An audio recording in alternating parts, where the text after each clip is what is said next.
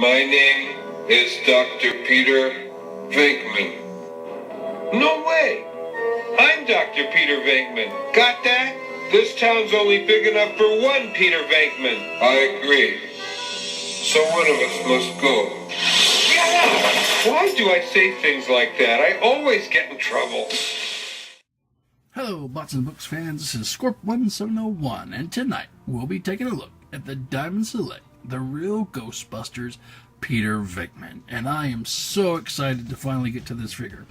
We checked out Winston, we checked out Egon, Ray, and now we come to the incorrigible leader of the group, Dr. Peter Venkman. Dun, dun, dun. So, taking a quick look at the box, you can see it's bright blue.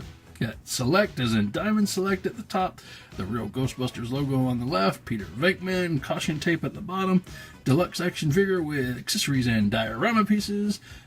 Bottom right says warning, choking hazard, please don't eat anything if you're under 3 years old. And you can see Peter standing there all big and bad.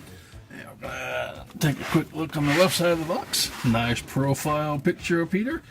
I said Ray looked dopey and stoned in his. I think they're following suit because Peter kind of looks dopey and stoned. I don't know, that's just my opinion. Anyway, on the back of the box, you can see Peter standing there and the other figures in Series 10, which is Ray and Mr. Stay Puft. And there's a little bit of a bio at the very top, and reading it, it goes something like this. Dr. Peter Venkman was performing ESP research at a large New York City university when his funding was unceremoniously cut, leaving himself and his colleagues Ray Stantz and Egon Spengler out of work. However, a close encounter with a phantasm gave the trio the data they needed to catch and contain a supernatural entity inspiring a new venture, the Ghostbusters, which is the exact origin, or 3 lines written on Egon and Ray's box. So I guess they did it to save money. Now, to get a little more info about Peter, it says, acting as the public face and spokesman for the group, Peter took a special interest in their first client, Dana Barrett, whose building was the side of the doorway to another dimension. It was Peter who discovered almost too late that Dana had been possessed by the demon god Zool, minion of Gozer. Yay, okay, and that's him.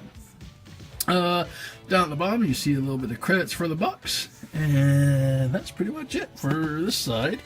Nothing on the this side, and nothing on the bottom, nothing on the top.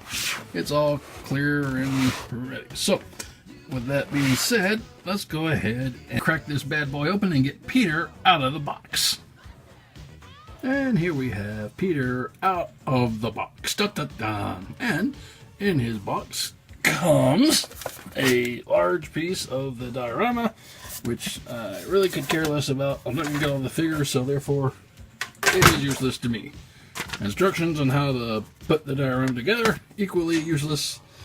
A little pamphlet full of Ghostbuster merchandise with other figures you could get, with pieces of the dioramas and Stay Puft, some other things which are okay, but I don't plan on getting, so blah. So really, what we want to do is look at Peter. Da, da, da. And this is the main event, folks. Peter Venkman. And Peter comes with 2 sets of black hands that are interchangeable. And this is one pair of gripping hands, or grasping hands, like Slimer! Okay. And you can take off the little cuff and put it in here. I don't like doing it because it stretches the hole and I don't want it to get any loose or possibly damaged. The hands will probably fall out anyway, if the last videos are any indication. But you see he has a green cuff here that can be interchangeable with this. It can go over it, or you could just place the hand in and not worry and use the green cuff with this. So that is pretty neat. Alright, so that's a hand of that. There's our one set of hands. And he also has a pair of gripping hands. Right here. Oh, and this one has the next accessory, the PKE meter. Let go. Let go. And you have it here. Ghosts and stuff like that. But I don't know if Peter really knows how to use it, because he, no. Regardless of what you think he thinks, I don't think he's much of the scientist type. Yeah. But, you know, I could be wrong. Anyway. Also in the box is Peter's proton stream. It is nice and green, and it has that light blue highlighting detail to it. They look very electrical. We will try that on when we get to the proton pack and show it off. Alright, zooming back out, we can take a full look at Peter. You can see he has a nice brown head of hair, and that hair sculpt is crazy. Look at it, it kind of swings over. That's total 80s hair. That is 80s. Nice clear face, no color in his eyes, just black. Lips there, head, yeah. Comes down to this nice green collar, and you can see his black undershirt. His jumpsuit is brown, nice brown that was in the cartoon. This proton rifle is going to keep falling off, so I'll put it up once, and if it keeps falling, we'll probably just gonna forget about it. Okay.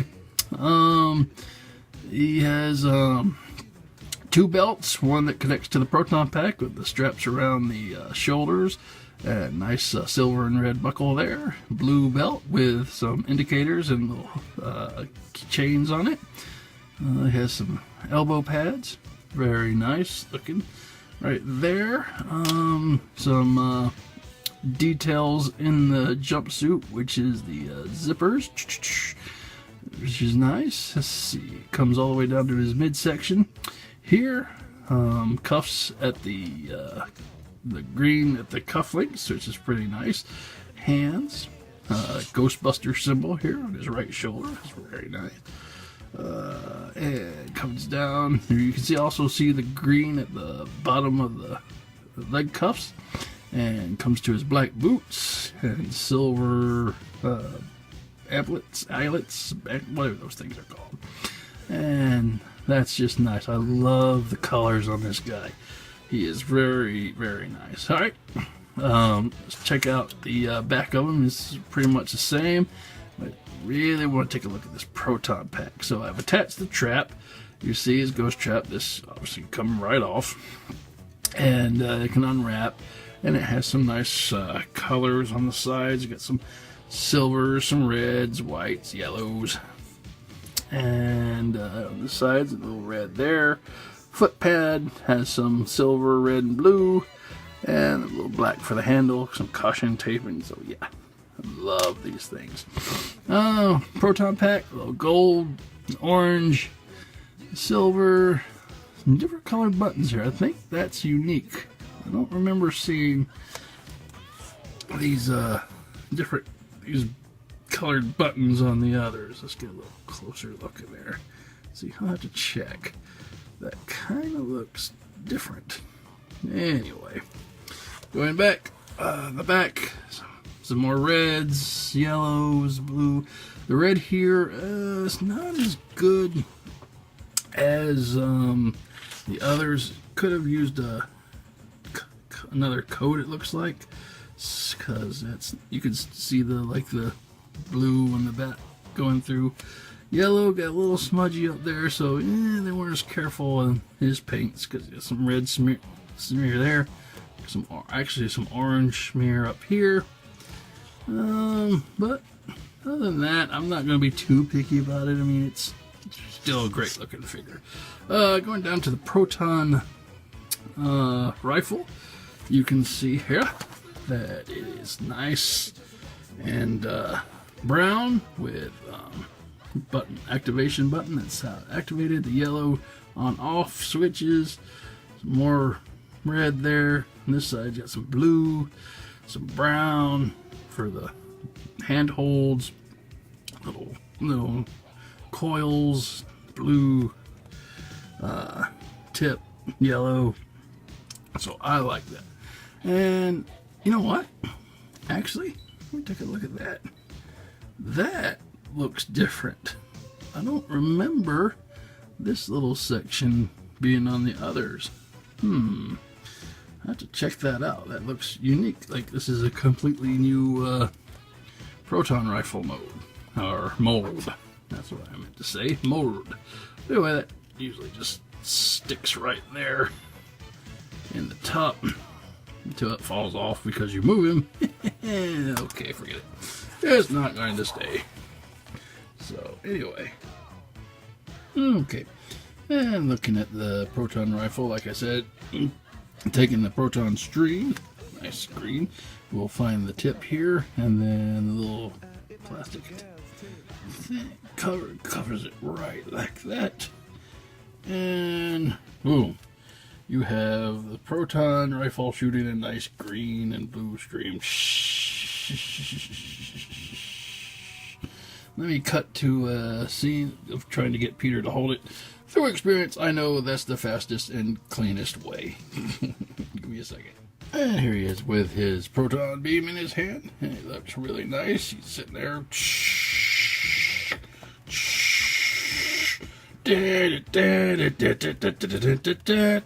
Ghostbusters. Okay. Let's get that out of here. And let's move in for some articulation. I'll be right back and we'll have him set up. Now for some articulation. Let's see, Peter's head. We'll do the whole 360 exorcist. Arms will go all the way around, go up and out. So he has a bicep swivel and joints go in and out. Nice little bend here at the elbow. His wrists will circle all the way around, go up and down. So again, you could take these out to put in the black ones, but I don't want to do that. He has like an ab crunch, goes up a little bit and back, left, right. He can twist his waist. Well, actually, it's up at the ab twist, but the proton pack kind of gets in the way of that, so it's not probably a good idea to do that because you'll probably rip off the proton pack. Alright, so going down, his legs, they go out. He has a thigh swivel going like that. He has a double knee joint. There's one, and then two, so he can get a good bend back. His boot will go down and up a little bit. So yeah, it rocks just a little bit. Yeah, you can get it to rock. I broke it. Okay, no, I'm kidding. It didn't break it. So it rocks. Rocker there. And that's pretty much it for articulation on him. He can bend pretty much any way you need him to. Any way that is humanly possible. If not, you can say he's possessed and, whatever. Okay. Come on, Peter. Stand up here. And now for some comparisons. Here he is with his original self. Come on, Peter. Hello, I am Peter Venkman. Oh, wait, I'm Peter. Okay, we're not going to go through that again. It was great in the intro, but we're done. Very nice. All right. And since we've done it with the others, here he is with a Ninja Turtle. Hey, dude, I'm a Ninja Turtle. With Michelangelo being as relaxed and laid back as he was, it would have been a great character for Lorenzo Music to voice, because Lorenzo Music did Peter's voice and he did Garfield's voice, and I think he would have done a good job doing that. But anyway, here's Peter with Michelangelo. And let's see, who else do we have? Here he is with the Art Asylum Deep Space Nine as Redux. Hey, you're pretty. You want to go on a date? I'm too old for you, really too old. Doo-doo-doo. So, yeah, that's a pretty good scale there. Okay, there we go. And how about the Thundercat? Groom the Destroyer. Oh, yep, the Groom the Destroyer. He destroyed Peter, knocked him down. Ah, come on, Peter. Get back up. Hey, dude, that's no fair. Oh, I'm sorry. Are you going to shoot me with your little pop gun? I actually might, dude, because you're a ghost, and I'm a Ghostbuster. All right, come on, stand up, Peter. Ah, there we go. Nope. Yep, nope. All right. But the real comparison everybody wants to see is these four together. And this is the money shot. This is really great. Egon, Peter, Ray, Winston. These figures are awesome.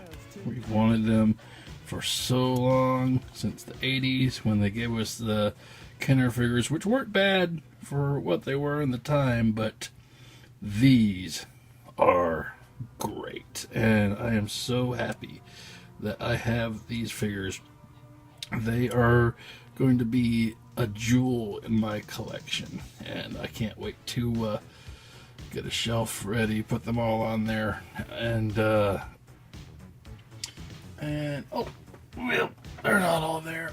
We have to put in Slimer. It's not complete without Slimer. And again, this is a great shot. It's a great group of toys. Thank you, Diamond Select, if you're listening. So yeah, this is our group, and I just can't say I love it enough, I guess. I don't know. And that's been Peter Venkman from the Diamond Select, the Real Ghostbuster series. And we got one more to go, Stay Puft Marshmallow Man. And once I do him, I think I'll split that review and tell you a little bit about what I thought about the entire series that we've reviewed. Okay? Well, I hope you guys have a great night, and look forward to seeing you in a few days. See you later.